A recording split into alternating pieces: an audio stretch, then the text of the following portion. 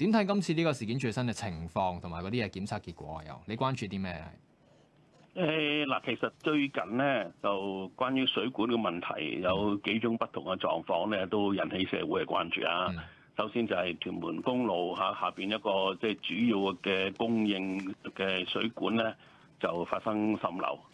咁啊，然後到就三聖村有水管爆裂啦。咁到今次皇后山村嘅水裏邊咧，即係有雜質嚇。咁而家發覺咧就係瀝青咁樣。咁雖然個性質唔同，咁但係咧亦都值得大家係真係反思一下嘅。就水管滲漏同埋爆水管咧，其實可能引起咧都係一啲不便啫。咁嗰個處理咧，我就覺得係嗰兩次事件咧個處理都係得宜嘅。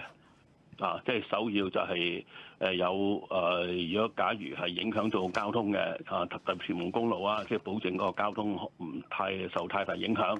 咁如果咧安排咧，即係有水車啊等等供應咧，然後先至停供應水，咁以便咧就維修。咁即係就算係引來一啲不便咧，但係我相信即係市民都諒解。咁另外一個情況就係關於嗰個水裏邊有雜質咧。其實呢個情況咧，市民嗰個擔心咧係絕對可以理解嘅。咁雖然咧而家發覺嗰啲物料咧就係瀝青啦，亦都係話係惰性嘅。咁即係話對於水咧就唔會有一個化學變化，咁所以個水本身嘅品質咧冇受影響。但係你都唔係預計市民可以接受話將呢啲雜質飲落肚噶嘛？咁所以咧就個關注點咧唔係單係話嗰個水質咧有冇受啲雜質影響，而係雜質邊度嚟，同埋咧咁嘅雜質之下咧，市民點樣用水先？即係唔好話飲用煮飯啊。其實你就算洗衫，你都會擔心嗰啲黑點就整污咗你件衫㗎，係咪？咁所以呢度咧就的確咧，亦真係要從市民喺用家嗰方面咧考慮清楚。咁啊，今次咧就都叫做追源溯流咧，都揾到就原來係來自咧平屋村以外有一段舊嘅裏邊咧有呢個瀝青鋪設嘅一段水管。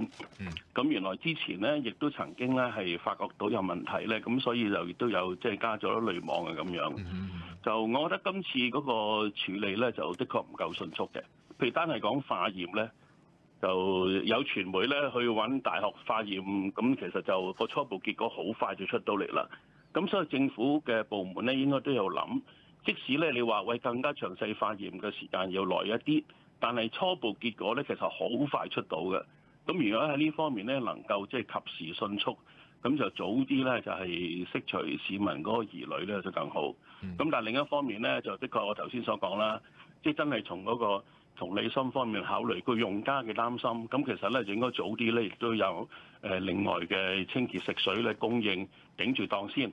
咁我諗市民嗰個怨氣咧就會少好多咯。咁但係咧就長遠計咧，我都同意咧。就如果假如而家我哋嗰個管道裏邊咧，都仲有一啲鋪設瀝青嘅咁樣嘅舊嘅管道咧，都係應該咧要即係以風險為本嘅角度咧，睇下邊一部分咧係較為風險大咧，就真係可能需要更換。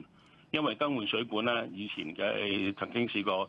即係大型嘅工程啦，2000年到2015年咧，嗰陣時係喺全港咧，即係8000公里水管咧，就直情係換咗3000公里添，咁啊相當大型工程。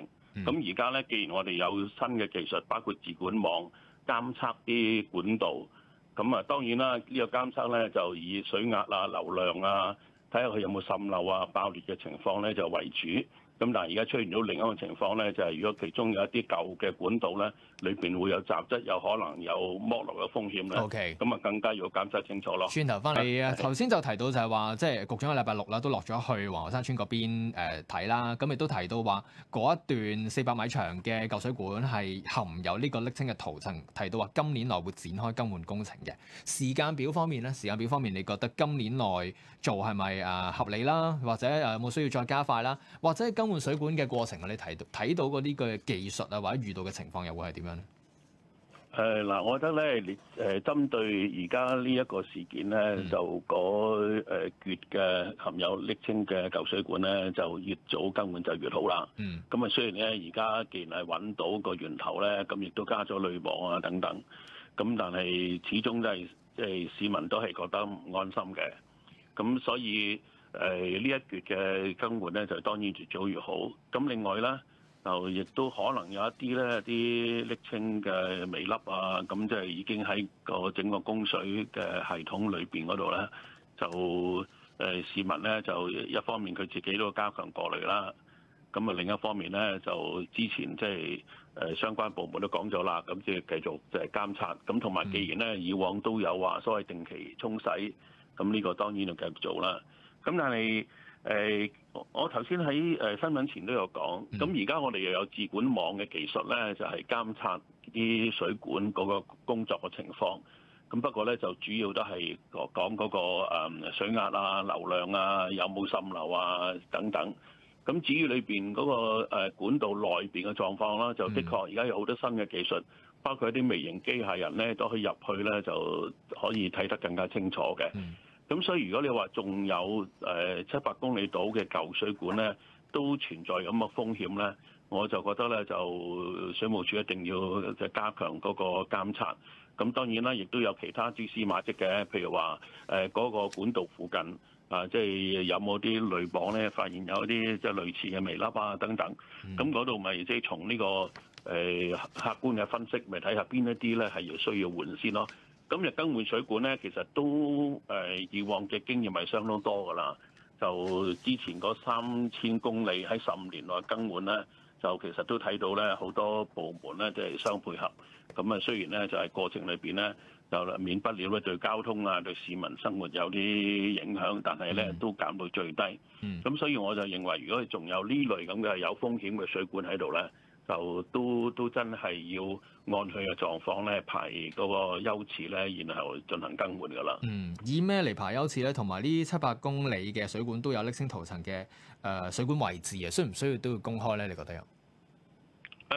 我就覺得呢啲資料咧公開都冇問題嘅，因為第一有呢啲塗層嘅舊水管唔等於佢有即時嘅問題啊。我頭先都講過啦，有新嘅技術咧可以真係睇清楚佢嗰個狀況。咁啊，亦都咧從其他嘅客觀嘅一啲跡象咧，都知道邊一橛咧會比較高風險。咁啊，以呢個去排嘅優次咧，呢個係最合理、最客觀咯。咁啊，我覺得係公開透明係需要嘅，因為既然已經係存在有呢種咁嘅情況嘅話咧，究竟會影響邊一啲嘅住宅咧？咁樣咁市民硬係有一啲疑慮噶嘛。咁啊，但係咧就我覺得又唔需要過濾嘅，因為嗱，其實食水供應咧基本上係可以講係兩邊嘅系統嘅，一邊咧就係公共嘅水管嚇供應咧去到你嗰個住宅建築嘅出邊啦嚇，或者我哋叫紅線啦。咁然後咧就係裏邊咧就係嗰個供應到你屋企嘅水龍頭嚇，整個咧呢個嘅供應嘅系統。咁如果以公屋嚟計咧，咁呢個就有兩邊咧就有兩個不同嘅部門啦，主力嘅一個就係水務署，就係外圍供應佢到你嗰度。咁然後咧就係嗰個住宅嘅整棟大廈咧，咁就變咗係房署嘅工作㗎啦。咁我諗呢兩個部門咧亦都要相配合。咁我諗就問題不難解決嘅，但係最重要咧就係讓市民咧亦都即係知識，咁啊唔需要咧有過分嘅疑慮咯。